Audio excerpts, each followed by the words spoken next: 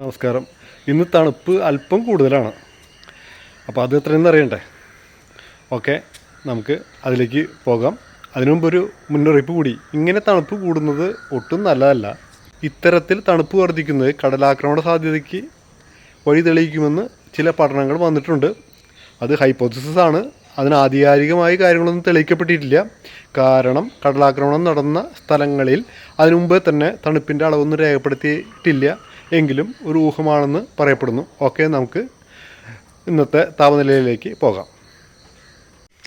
ഇന്നത്തെ താപനിലയാണ് കാണിക്കുന്നത്. അതായത് സമയം 6:55, 2024 ഡിസംബർ 20 വെള്ളിയാഴ്ച. 23.5 ഡിഗ്രി സെൽഷ്യസാണ് ടെമ്പറേച്ചർ കാണിക്കുന്നത്. സമയം 6:55. ആർദ്രത അഥവാ ഹ്യൂമിഡിറ്റി 99% ഉണ്ട്. പക്ഷേ ഇത് മുഴുവനായിട്ട് ഇങ്ങനെ കണക്കിലെടുക്കുന്നത് ചിലപ്പോൾ ഉപകരണത്തിൻ്റെ എറേഴ്സൊക്കെ കാണാമല്ലോ ചിത്രത്തിൽ. എന്നിരുന്നാലും കൂടുതലാണ്. അതിൻ്റെ ഒരു പ്രത്യേകതയായിട്ട് പറയുന്നത് വെള്ളത്തുള്ളികൾ ഇങ്ങനെ ഇറ്റിറ്റ് വീഴുന്നുണ്ട്. മഞ്ഞും ഈ പ്രദേശത്തുണ്ട്. ഇത് ലോക്കൽ ആയിട്ടുള്ള സംഭവം ആകാം എന്ന് പറയുന്നു. ഓക്കെ, നന്ദി, നമസ്കാരം.